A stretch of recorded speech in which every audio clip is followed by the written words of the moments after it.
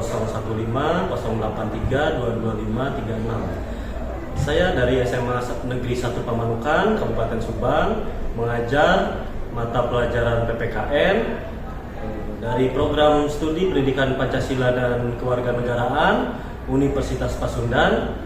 Selamat menyaksikan uji kinerja video pembelajaran saya. Terima kasih. Wassalamualaikum warahmatullahi wabarakatuh. Assalamualaikum. Waalaikumsalam. Apa kabar kalian hari ini? Ya.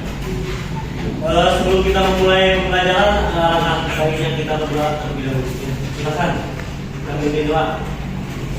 Sebelum memulai pembelajaran, alangkah baiknya kita berdoa terlebih dahulu.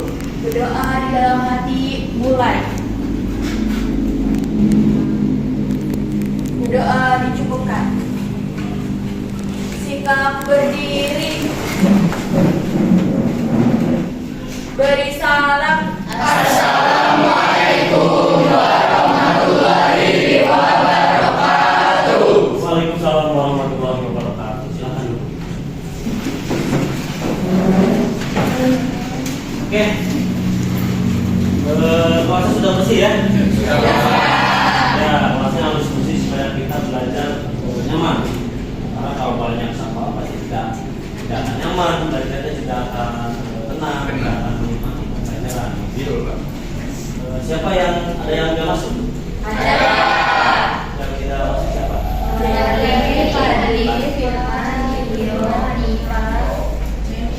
Yoga. Kemana tuh? Ada yang sakit, ada yang Ada yang sakit, ada yang izin gitu ya? Ya, Pak. Nah, untuk materi pada hari ini kita akan membahas materi mengenai ancaman terhadap imigrasi nasional. Nah, sebelumnya kita kan sudah membahas materi mengenai apa? Ancaman terhadap ideologi politik, ekonomi, sosial dan budaya. Nah, sekarang kita akan masuk ke materi berikutnya. Ini masih terkait dengan ancaman terhadap negara kita. Gitu ya. Ya, Pak. Coba Nanang, Bapak mau tanya. Kira-kira di Indonesia itu banyak pertentangan atau permusuhan dan sekarang? Banyak kok, menurut saya banyaknya karena perbedaan seperti perbedaan bahasa, ras, suku, jadi mereka saling bertentangan satu sama lainnya. Banyak yang ribut ya. Ya. Manusia kan tidak boleh. Tapi mau menambahkan enggak? Ya, mungkin yang saya tahu, Pak, ya seperti yang di Papua kemarin kayak gerakan OPR seperti itu, Pak. Yang di Papua. Ya, yang di Papua itu Kira-kira itu maksudnya ke ancaman apa tuh?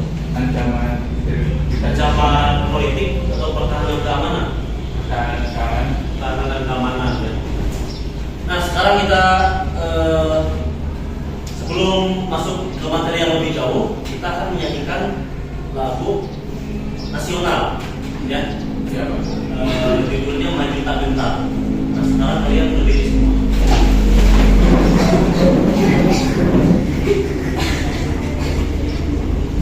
Udah siap ya? Maju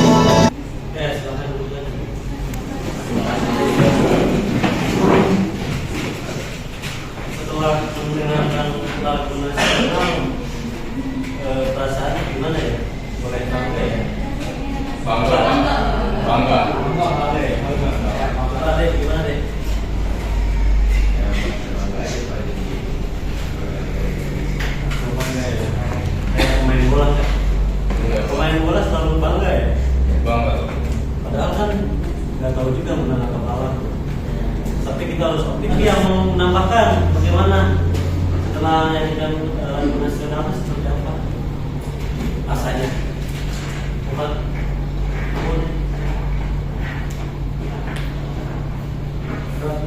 berikan aja perasaannya gimana? Yang kelas. Iya, setelah menyanyikan lagu nasional.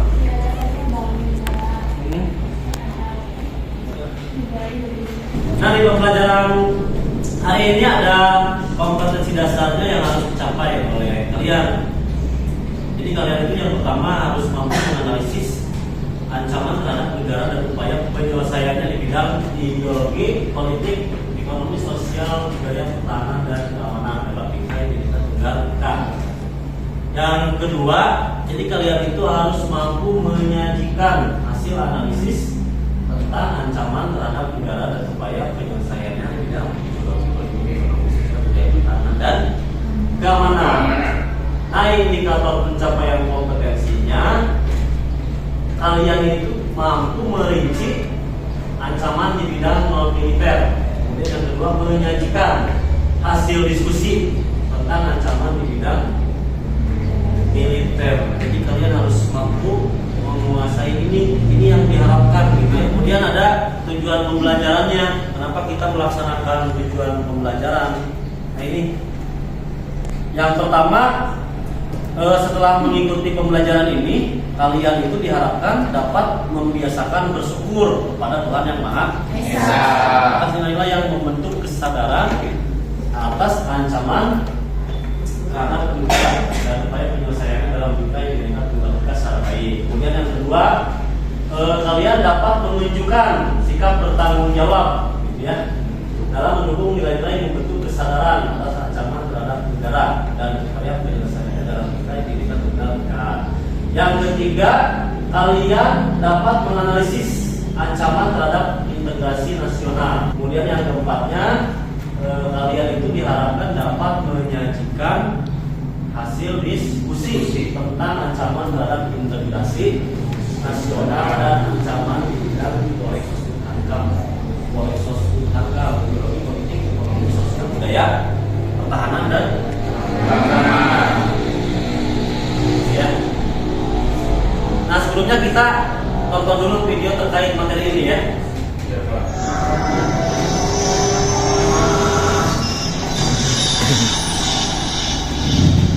Welcome to our channel. Negara Kesatuan Republik Indonesia harga mati. Nasionalisme membuat kita harus memegang teguh prinsip mulia tersebut. Akan tetapi tidak dapat dinafikan bahwa keutuhan Republik ini beberapa kali diterpa badai.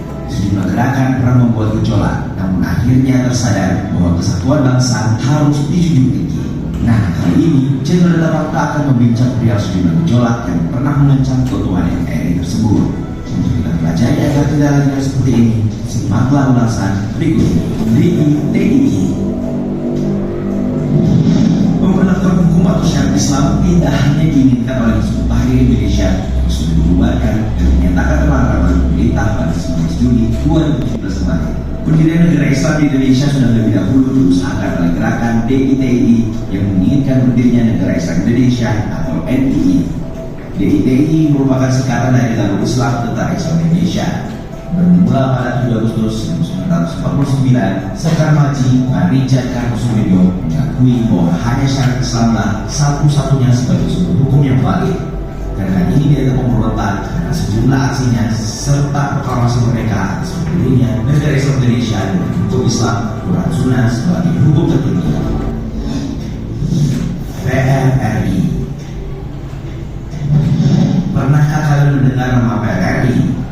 Ini merupakan singkatan dari Pemerintahan Revolusioner Republik Indonesia.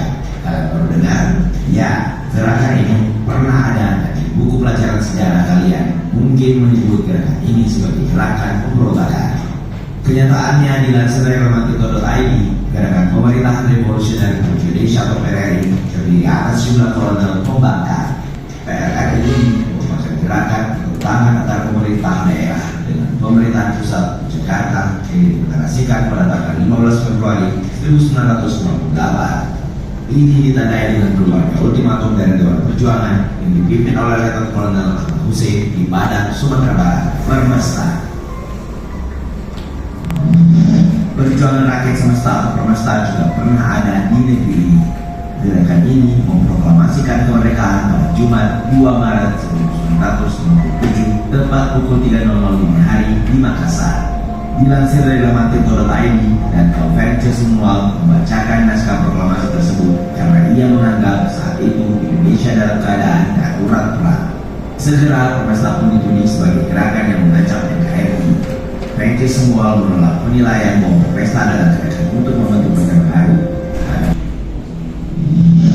Gerakan Aceh Merdeka atau GAM sangat terkenal di era Orde Baru sampai tahun awal 2000-an. Dilansir dari Tirto.id. Kalau menyaksikan video yang tadi, Bapak mau minta pendapatnya. Siapa yang mau memberikan pendapat tentang video yang tadi? Katir. Video yang tadi pendapatnya gimana, Katir? Berdiri, Katir.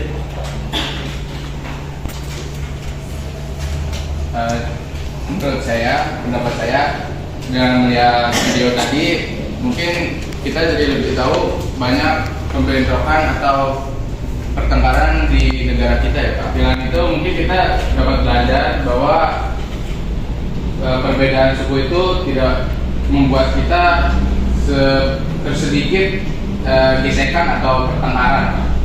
Oke. Mungkin segitu saja. Ya. Terima kasih Pak. Nah, ya. Oke, ada satu lagi video ya. Ya Pak. Kita tonton lagi ya. Assalamualaikum warahmatullahi wabarakatuh. Selamat datang kembali di channel Belajar Aja.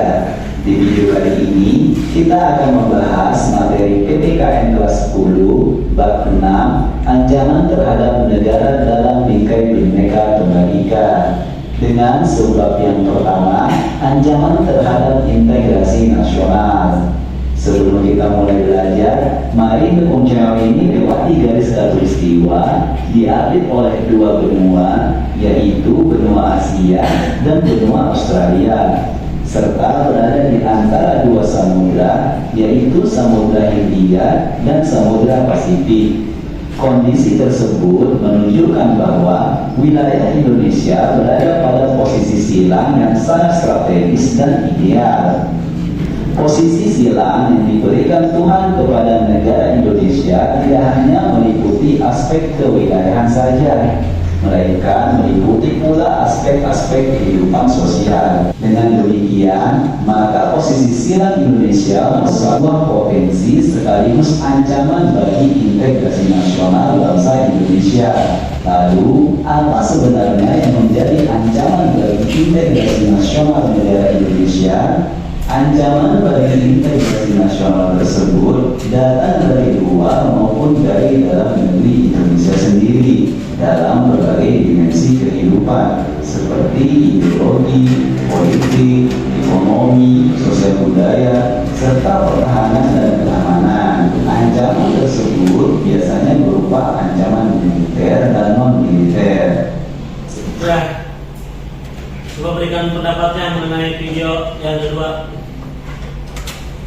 Yuk, berikan pendapatnya. Ya.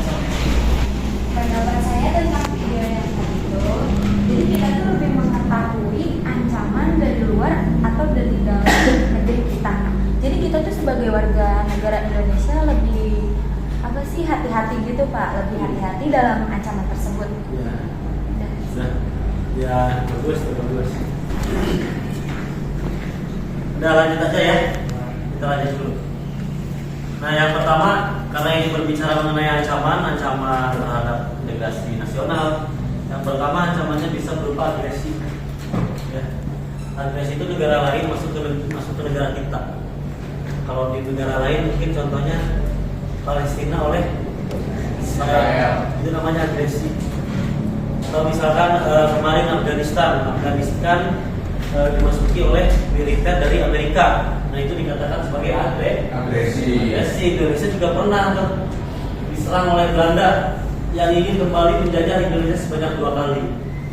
Agresi militer yang pertama dan agresi militer yang kedua tanggalnya 47 sampai 5 Agustus 47.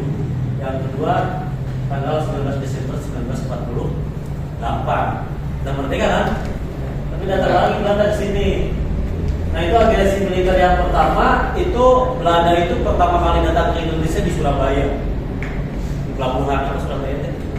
Pelabuhan Tanjung Perak. Nah makanya itu cikal bakal kenapa Surabaya disebut sebagai kota pahlawan.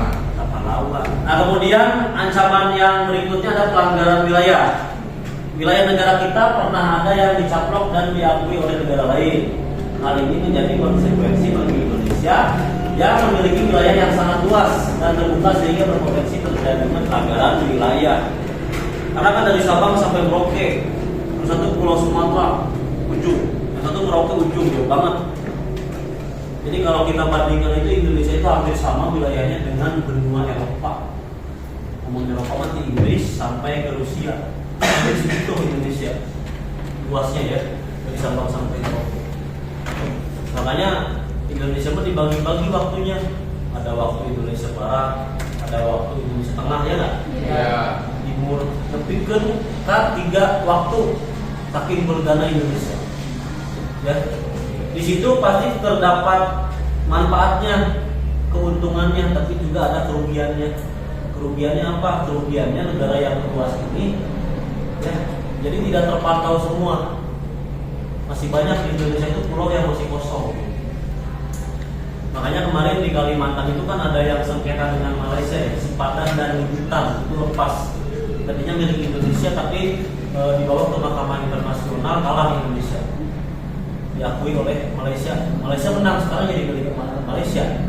Jangan sampai kayak gitu, itu kan aset ya.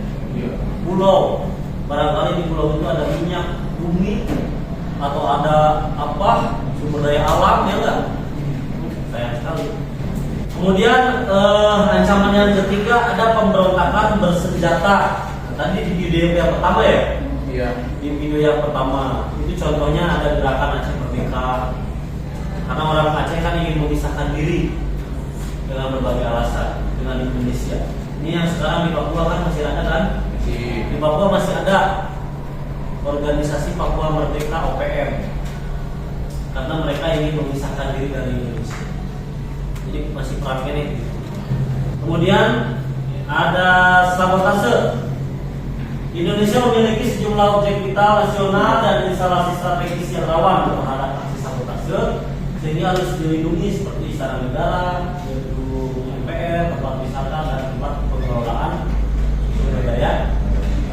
sumber daya alam. Jadi sabotase itu penyalahgunaan gitu ya, oleh orang-orang yang tidak bertanggung jawab, rahasia. Kemudian yang berikutnya ada spionase. Spionase merupakan kegiatan yang biasanya dilakukan oleh agen-agen rahasia dalam mencari dan mendapatkan rahasia pertahanan negara dari negara lain. Kemudian ada aksi teror bersenjata. Nah, baru-baru ini kita dikejutkan dengan adanya aksi teror di ibu kota Jakarta, bom Tamrin, di perempatan saya gini. Bom di namanya KP yang rame gitu ya. Orang lagi kejar-kejaran ada teroris malah ditonton. Rame kan? Contohnya. Atau bom di mana lah? Kan banyak bom-boman ya di Indonesia. Teroris. Bom panci segala macam. Gangguan di laut dan udara. Apa nih? Kondisi geografis Indonesia yang memiliki wilayah perairan dan wilayah udara yang luas menjadikan perlintasan transportasi dunia yang padat, baik transportasi maritim maupun di darat. Hal ini mengindikasi terhadap tingginya potensi gangguan ancaman keamanan laut dan udara. Lautnya lebih luas daripada daratannya Indonesia. Gimana caranya untuk menjaga laut seluas ini gitu ya? Sedangkan Indonesia itu kapal selamanya punya 5, yang satunya tenggelam.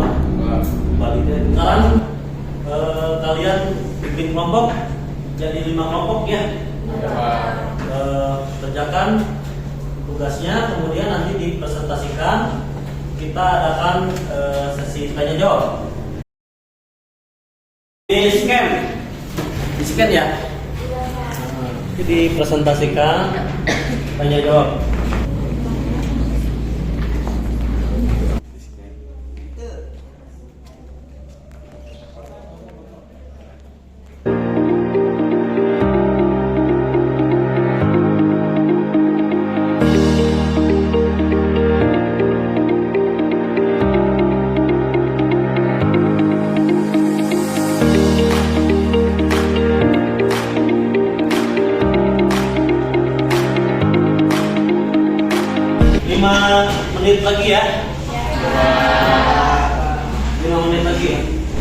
Sudah, waktunya selesai. Sekarang presentasikan. Kelompok 1 bergerak. Kelompok 1. Sekarang.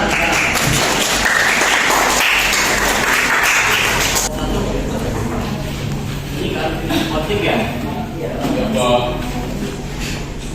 Assalamualaikum warahmatullahi wabarakatuh. Waalaikumsalam warahmatullahi wabarakatuh. Ini kami dari kelompok 1 akan mempresentasikan hasil analisa kelompok kami. Pertama-tama, perkenalkan nama saya Eka Yusari. Perkenalkan nama saya Junaifah. Perkenalkan nama saya Elsa Dana. Perkenalkan nama saya Aprilia Jasmine. Perkenalkan nama saya Dewa Tadi. Perkenalkan nama saya Jaki Nompal Ajis. Langsung saja untuk materi akan dibacakan oleh Dea dan Jaki. Ancaman keamanan negara terus muncul di wilayah Suaranya yang keras ya. Laut Nusantara hingga sekarang ini. Bukan saja disebabkan oleh kapal ikan asing, namun ancaman juga muncul karena disebabkan aktivitas yang dilakukan oleh kapal ikan Indonesia.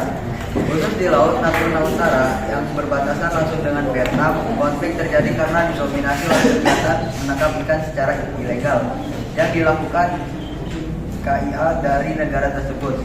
Kegiatan tersebut juga terus dibiarkan bisa mengancam kedaulatan negara yang ada di wilayah perairan zona ekonomi eksklusif Indonesia tersebut. Sebelum berganti nama menjadi Laut Natuna Utara pada 2017, perairan JI tersebut dulu bernama Laut Cina Selatan. Indonesia Ocean Justice Initiative yang merilis informasi tersebut mengungkapkan KII yang melakukan kegiatan melanggar hukum itu terjadi di wilayah jalur penangkapan ikan yang ada dalam wilayah pengelolaan perikanan negara Republik Indonesia. Berdasarkan pengamatan sistem identifikasi otomatis yang berjalan sepanjang Maret hingga Juli 2022, IOJI menyebut KII yang beroperasi menggunakan alat penangkapan ikan jenis jaring tarik berkantong dari Pati, Jawa Tengah. Kapal-kapal tersebut diduga melakukan penangkapan ikan di jalur kurang dari 12 mil laut dari Pulau Sumbi yang secara administrasi masuk ke dalam wilayah Kabupaten Natuna, Provinsi Kepulauan Riau. Semua kapal yang beroperasi ukurannya rata di atas 30 ton dengan izin operasional diterbitkan oleh pemerintahan pusat. IOJI Mas Ahmad Santoso menjelaskan sebagai kapal yang ukurannya di atas 30 ton dan menggunakan api jenis jaring tarik berkantong. Mereka dinilai sudah melakukan pelanggaran jika beroperasi dengan cakupan jalur di dalam 12 mil laut. Seluruh KLL yang melakukan pelanggaran khususnya di Laut Natuna Utara bisa dipidana dengan pidana denda paling banyak mencapai 250 juta rupiah. Hal itu merujuk pada pasal 7 dan 100 Undang-Undang Perikanan, Undang-Undang Nomor 11 Tahun 2020 tentang Cipta Kerja. Selain denda merujuk pada pasal 130 Peraturan KP Nomor 58 Tahun 2020 tentang usaha perikanan. Baik, sebelum ditutup, apakah ada yang ingin bertanya? Diri. Untuk kelompok 1, sebelumnya perkenalkan nama saya Supaidora dari kelompok 5. Pertanyaannya adalah bagaimana upaya penyelesaian konflik di perairan Natuna? Baik, di sini saya akan menjawab pertanyaan dari Sofa dari kelompok 5. Adapun penyelesaian sengketa Kepulauan Natuna ialah dengan meningkatkan manajemen perbatasan wilayah terhadap Kepulauan Natuna, peningkatan kegiatan ekonomi melalui eksplorasi minyak di wilayah Kepulauan Natuna, serta penyelesaian sengketa dalam tinjauan hukuman internasional.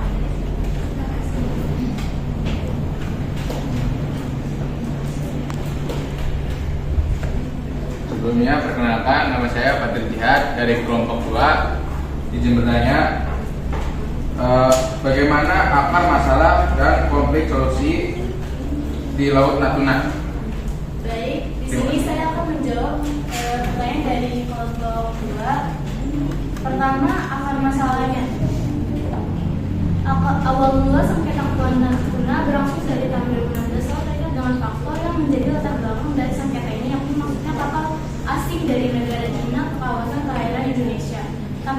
dari pemerintah Indonesia, serta adanya perubahan nama terkait dengan Laut Cina. Dan untuk solusinya, dengan meningkatkan manajemen perbatasan wilayah terhadap Kepulauan Natuna, peningkatan kegiatan ekonomi melalui eksplorasi minyak di wilayah Kepulauan Natuna. Ya, masih ada yang ingin bertanya? Masih ada? Sudah. Jika sudah cukup dan tidak ada yang ingin bertanya lagi, cukup sekian presentasi dari kelompok kami. Mohon maaf kurang dan lebihnya. Cukup sekian. Wassalamualaikum warahmatullahi wabarakatuh.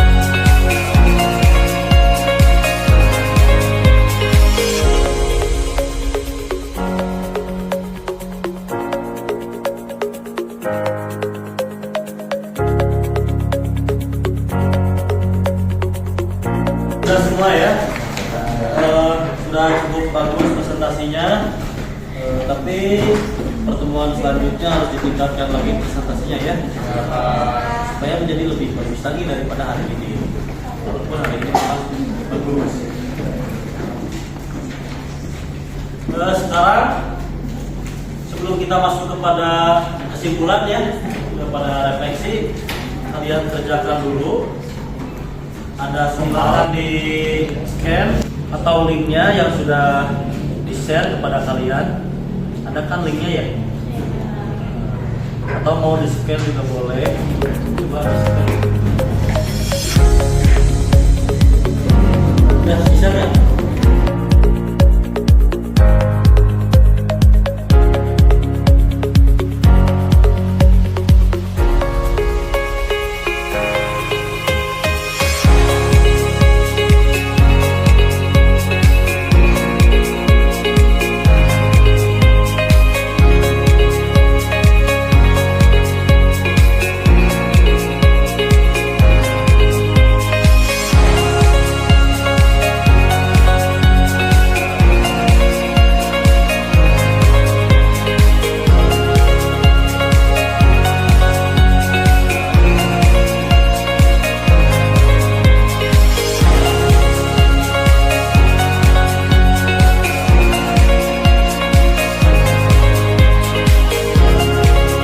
Semua, berarti peringkat 1 dan 2-nya siapa? Sopa dan Jala.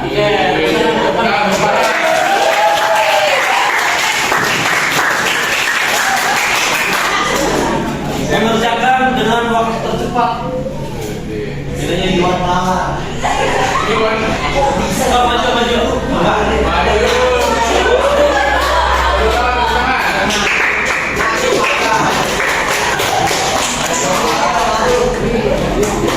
Banyak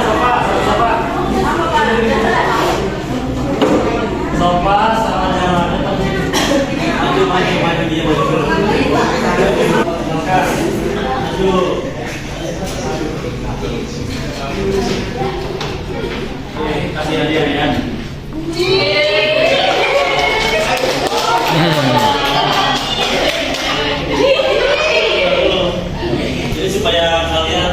lebih semangat lagi. Ya, siapa? Ya, untuk mengerjakan tugasnya nanti ke depannya supaya lebih semangat lagi. Gitu ya. Ada yang belum dapat yang terbaik harus meningkatkan kompetensinya ya. Harus baca lebih banyak lagi. Oke, mana Sopa? Ini bicara ya. Oke. Terima kasih. Pinter banget. Kita masuk dalam tahap kesimpulan ya. Oke. Sekarang ada yang bisa menyimpulkan dengan pembelajaran kita hari ini. Dalam pembelajaran kita hari ini, coba Fatir kesimpulan. Oke, silakan. Jadi kesimpulan yang saya dapat dari pembelajaran hari ini adalah kita dapat mengetahui tentang ancaman-ancaman dari luar negeri maupun dari dalam negeri, sehingga kita dapat lebih waspada lagi dalam adanya ancaman-ancaman yang telah kita pelajari hari ini. Ternyata dengan lokasi Indonesia yang sangat strategis, banyak sekali ancaman yang dapat seperti ancaman militer maupun non militer. Mungkin itu saja kesimpulan dari saya. Terima kasih, Pak.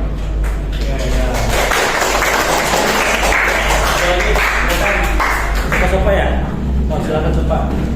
Oke, kesimpulan dari pembelajaran hari ini, tentunya kita sebagai generasi muda tahu akan ancaman-ancaman apa yang akan sudah terjadi di Indonesia ini, dan kedepannya mungkin kita akan berusaha sebagai generasi muda dalam menjaga keamanannya, dan kita juga akan membantu mempertahankan negara kita dalam ancaman dari luar maupun dari dalam.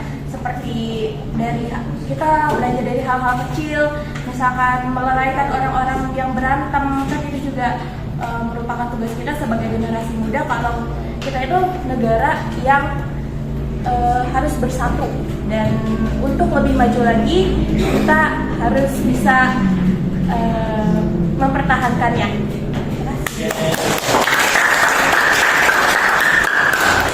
Biasa ya. Ya, jadi Bapak bisa simpulkan, seperti kalian tadi menyimpulkan bahwa pembelajaran hari ini mengenai integrasi nasional ya, kita harus bisa menjaga persatuan dan kesatuan apapun latar belakang kita, walaupun Indonesia banyak perbedaannya ya, baik dari bidang budaya, suku, bahasa dan sebagainya, tetapi jangan membuat kita jadi terpecah belah. Justru kita harus semakin bersatu ya, untuk menjaga harkat derajat negara kita sendiri.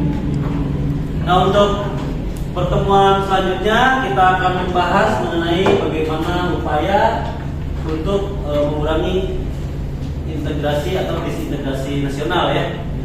Tapi untuk lebih detailnya nanti itu akan dibahas di pertemuan selanjutnya. Ada yang mau ditanyakan? Kalau tidak ada, cukup sekian ya. Sekian, kita berjumpa lagi di pertemuan selanjutnya. Mohon maaf apabila ada kekurangan. Kita mengakhiri pembelajaran, mari kita berdoa dulu ya. Silakan dipimpin oleh ketua kelas. Sebelum mengakhiri pelajaran hari ini, alangkah baiknya kita berdoa terlebih dahulu. Berdoa di dalam hati, mulai.